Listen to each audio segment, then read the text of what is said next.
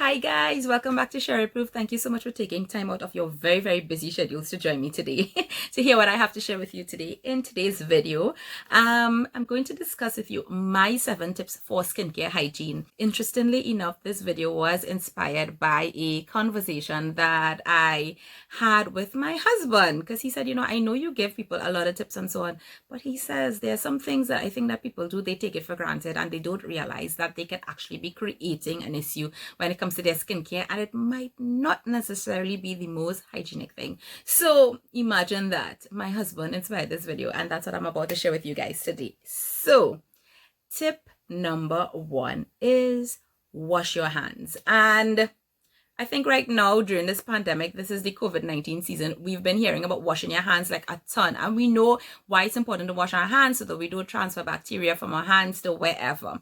But especially in your skincare. And I'm not really talking so much about when it comes to washing your face, because I will think that you will actually go in with clean hands to wash your face and so on, but more so for the rest of your skincare routine. Because if you do your skincare right in the same place that you cleanse your face, then great. But if you're like me, I will most times wash my face in the bathroom and then I will head over to my bedroom where I will actually do the rest of my skincare routine. Now I want you to think about this. On your way to the bedroom, you could stop, head to the kitchen. You'll be touching several surfaces, doorknobs. You may even pick up your phone because you say, oh, I want to watch a video while I'm doing this and so on. And you could actually take up back bacteria on your hand. And then you're about to put your toners, your essences, your serums, your lovely stuff on your skin, and you're transferring all that via your fingers onto your face. So you'd be surprised at the things that could actually cause irritation and breakouts and so on, and how easy it could happen. So you want to keep that in mind. You really want to wash your hands before you go in with your skincare routine. And just for those few moments, focus on you, forget everything else, just focus on you and enjoy your skincare routine. But on that note, let me just mention this, that a lot of us also have products that might be in jars. For example, moisturizers, I don't know, eye creams, different things, and we actually put our fingers in. Now, some of those products will actually come with like little spatulas, and if you have them, because Lord knows a lot of us lose them, if you have them and you could use them, then great, you could use that to dispense your product. But if not, and you're going in with your finger, that's one of the reasons why you want to make sure that you are using clean hands when you're doing your skincare. Because you want to make sure as well that you don't bring contamination into your product, because you're going to be using that many times afterward.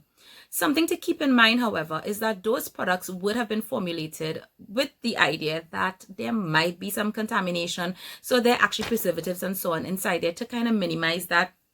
Well, very little, right? So keep that in mind. It's generally safe to put your hands in, but they're expecting that you're going to be putting clean hands in there. For those of you who actually prefer the natural route, products with no preservatives and so on, keep in mind. Now, once you cause bacteria to get inside it, the entire product is no good. No bueno anymore, because there's actually nothing to help, kill anything that has gotten in there, and you've just messed up your entire product. So keep that in mind. Tip number 2, don't pick, patch. And I'm actually referring here to when we get breakouts, pimples, especially on the face, because a lot of people just cannot resist trying to pick at a pimple, trying to extract, squeeze, get all this stuff out. I know it's hard seeing this thing coming up on your skin and just leaving it there. It's really hard. I went through that 4 years. I would pick up my face, but I am one of those that even if I don't touch a pimple, I will get pigmentation from an acne. So when I actually do touch it, it's even worse. So I've learned my lesson. And I know for a lot of us, like, even though that the same thing may have happened, it is really hard to resist. The thing is, it's not even just about the pigmentation, but using your fingers to actually prod at the pimple and try to get this stuff out could actually introduce more bacteria into the pimple. It could make the pimple worse and cause the bacteria and turn the acne bacteria to spread even deeper within the skin. And then because you've broken the skin, and a lot of times most people don't know how to do extractions properly, it will cause the healing and the repair of the skin to take even longer. So you really want to avoid picking at pimples as much as possible.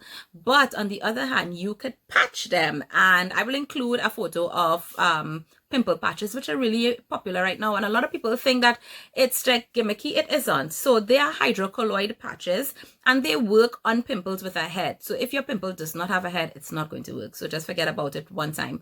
But if your pimple has a head, you put one of those patches onto the spot, and what it's going to do is literally overnight, it will start to pull all that down to the surface, really pull it out faster. And when you take it off, you'll actually see some of that on there, and therefore it's going to also help that pimple to heal faster. So if you know that you really have a propensity to want to pick at your pimples, get some patches and just apply that. If you pass your hand and you just even tempted to do it, you're going to feel that patch there and you're going to leave it alone. So guys, don't pick, patch. Tip number 3, always wash your face before going to bed, no matter what. So like, I know I will go to the nines with my nighttime skincare routine. People always be like, how can you be so, committed? I'm committed because, one, it's a big part of my self-care. It is time that I just use to myself. But not only that, I know personally when I skip my skincare, the results. My skin is very, very acne prone. I have to be very, very diligent with my skincare. But that being said, there are days when you may get home, your anxiety may be through the roof, you may be so exhausted, all you want to do is just sleep, and you're just thinking, oh my God, now I just really can't make this tonight, and you just want to jump into bed. Let me be the voice in your head saying, get up and wash your face. Get up and wash your face. It's so important, because even if you get to apply not a serum, not a cream or anything, at least you're going to be going to bed with clean skin. And some of you may say, oh, that's not so important because maybe you didn't wear makeup that day or whatever. Yeah, you didn't wear makeup, but there's sebum, there is dirt, there is bacteria, there is pollution, and there's a lot of product buildup. If you had just even put SPF on your skin during the day, all of that gunk coming together, staying on your skin that long overnight, it will, the effects is going to show up the day after that, or the day after that. Sometime it's going to show up. So you really want to avoid having to fix problems. You can prevent it by just taking 2 minutes, literally 2 minutes, literally, or less, because you want to make sure that you have that cleanse on your skin for 45 to 60 seconds and you just cleanse your skin. Also keep in mind, just as we're on the whole bedtime thing, is that if you are going to do your skincare routine and you're not sleeping on satin or silk pillowcases, but if you're going to sleep on cotton, you want to make sure that you apply your skincare at least an hour before bedtime, so that way your skin had enough time to fully absorb everything. If you do your skincare now and then you jump into bed right away and you're sleeping on cotton, all that gorgeousness is literally going to be pulled by that cotton and taken off your face. Yeah, so I mean, that's one way to just maximize your skincare, but we didn't come here to talk about that. Tip number 4 for skincare hygiene is to make sure those same pillowcases that you change them really frequently. Now, people who probably suffer from acne or maybe skin irritations, you all know this already. It's really important. Such a simple change could make a big difference for you. But not just your pillowcases, the towels that you use on your face. So I did mention this in a previous skincare tips video, to make sure and have a separate towel for your face. So you're not going to be using the one that you use on your body on your face, because that could definitely cause the cross of bacteria from your body onto your face, and you really don't want that. So we know that we should have separate towels, but you want to make sure that you are changing those towels very frequently, very regularly. Like if you can change it daily, that's great. So just get a pack of 7 towels, 7 face towels, and you have them every week. You could wash it every week, or maybe if you're going to be washing a couple of times in the week, then great. I personally like microfiber ones if I'm actually going to use a towel. And then some people will say, I'm not even going to go that route. I will just go the very hygienic route, and they will probably use paper towels. But some people want to be a little bit more environmentally friendly.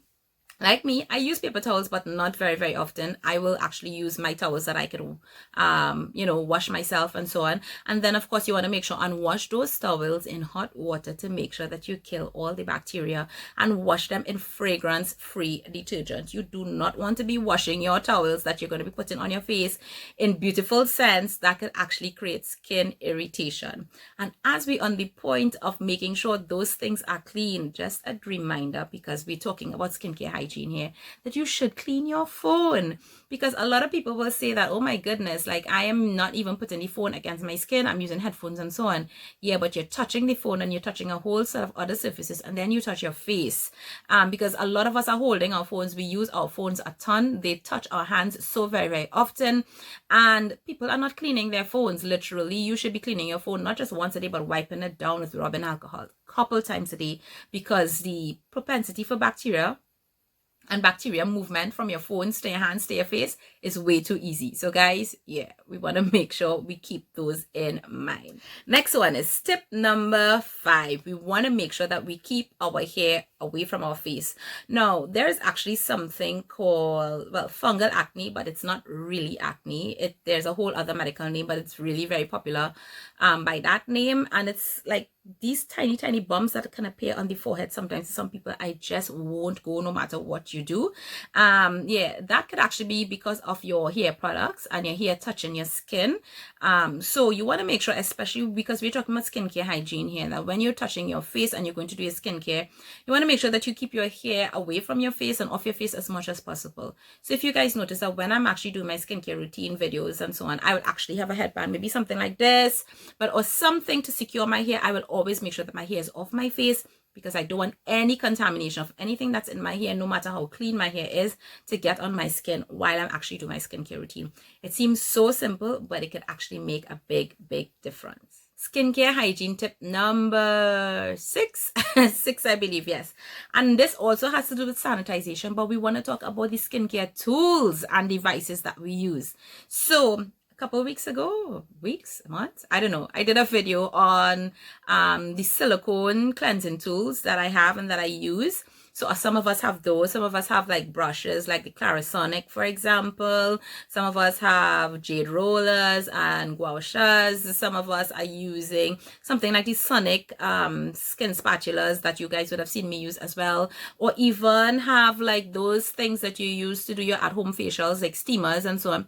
So a lot of us collect a lot of tools, but are you cleaning them and are you sanitizing them? So for example, the ones that we use with our cleansers, we take for granted that because we use it with our cleanser, that it's clean. But you see, especially those brushes or the ones with the bristles, which is kind of one of the reasons why I moved away from Clarisonic and using more my silicone devices now. It's because the silicone, by the nature of the material, it is actually more hygienic. It's easier to clean. It's easier to keep bacteria free than those brushes. Now, you can definitely clean and sanitize those brushes really well, deep clean them and so on, and make sure there's no bacteria. That's great. It's just a little bit harder than with the silicone, but it's very important to keep that in mind, because then if they're not clean and they're harboring, I don't know, fungus, bacteria, yucky stuff, then you could actually be introducing that to your face, and you really don't want that. But sometimes, for example, the other tools that we use, like the jade rollers and so on, and you think, oh well, I'm applying this to the clean skin, so I can use it, just put it back in my drawer and just pick it up the next time and use it. No. Every single time you are about to use that, you need to clean it. So I actually keep, now this bottle is like almost empty now, but I actually do keep this bottle with my skincare, like on my little rotating shelf. I will keep that, and this has rubbing alcohol in it, 70% rubbing alcohol. I spray all the devices down before I use it.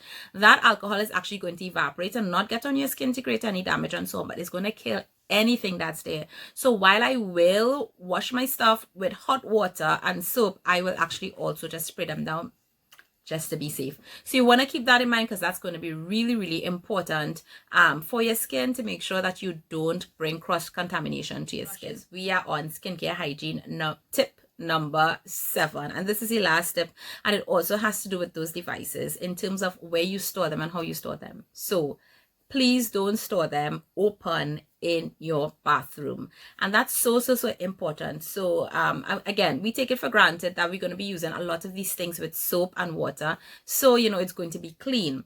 But if you have to keep your device in the bathroom, because I do keep mine in the bathroom, you want to keep it locked away in a drawer, in a cupboard, or maybe in some type of container where you could probably keep your stuff in, so that it's secure and covered. Because if it's open and it's just like that, you know, some of us know that we should cover the toilet before flushing, but everybody doesn't know that. And that water, with the force of flushing, you all know how much feet those droplets travel.